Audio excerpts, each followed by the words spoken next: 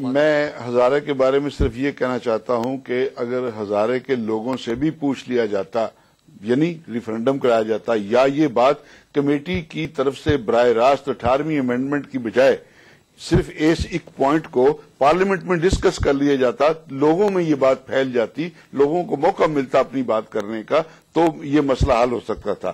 اب حل کرنے کا طریقہ یہ ہے کہ آپ 19ویں امینڈمنٹ لے کے آئیں جس میں یہ بتائیں کہ آپ صوبے اور کہاں اور کون سے قائم کرنا چاہتے ہیں، وہ لسانی بنیادوں پر نہ ہوں، انتظامی بنیادوں پر ہوں، اور وہ اسی طریقے سے ہوں جس طرح سے ڈویژن موجود ہیں، انہی ڈویژن کو آپ صوبوں کا درجہ دیں۔ 19ویں امینڈمنٹ سر وہ کیسے آئے گی؟ وہ ریفرنڈم کروائیں گے؟ نہیں، ریفرنڈم کی ضرورت نہیں ہوتی اس میں۔ 19ویں امینڈمنٹ کا مطلب یہ ہے کہ جب آپ بات پیش کریں گے تو وہ خود بخود لوگوں میں بحث چڑھ جائے گی۔ جب لوگوں میں بحث چڑھے گی تو اس کے عواقب و جوانب جو ہیں وہ سارے سامنے آ جائیں گے۔ جو چیز سامنے آ جائے گی ہم اس کو ٹھیک کر سکتے ہیں۔ یہ تو ہو گیا اس کا حل۔ پھر آ گئی بات آپ کی بجلی کے معاملے کی۔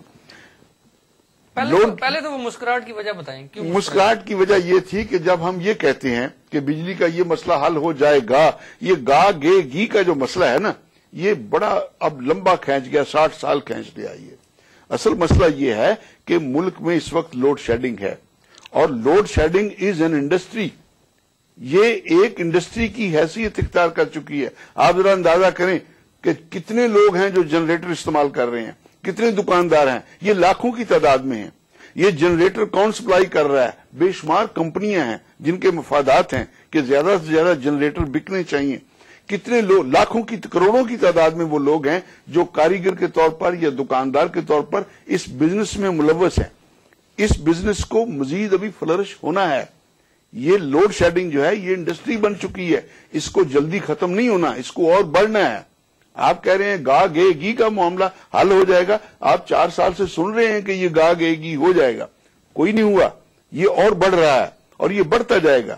اگر صحیح طریقے سے کام کیا جائے، مثال کے طور پر آپ کراچی کا معاملہ لے لیں کہ کراچی میں کتنی بجلی پیدا ہو سکتی ہے، کتنی اس کی کھپت ہونی چاہیے اور کتنی ہے، یہ 3 سوال اگر آپ دیکھیں آپ حیران رہ جائیں گے کہ کس معاملے میں گڑبڑ ہو رہی ہے۔ دونوں مہمانوں کا شکریہ ادا کرتا ہوں، وقت کا پروگرام ختم ہو گیا، تشریح کی رہی پروگرام۔ اس میں ایک بات ایڈ کر دوں کہ اس ایشو کے اوپر ایک الگ پروگرام رکھیں آپ فل فلیج، تاکہ عوام کو پتہ چلے کہ کیا اصل مسائل ہیں اس میں اور کب کتنا ٹائم اس کو لگنا ضروری ہے۔ بخاری صاحب بہت اہم مسئلہ ہے ناظرین، بجلی پر علیحدہ سے ایک پروگرام کیا جائے گا اور انشاءاللہ جلد ہی اس کے مسئلے کے حل پر تجزیات جو ہیں وہ آپ کی خدمت میں جو ہے پیش کیے جائیں گے۔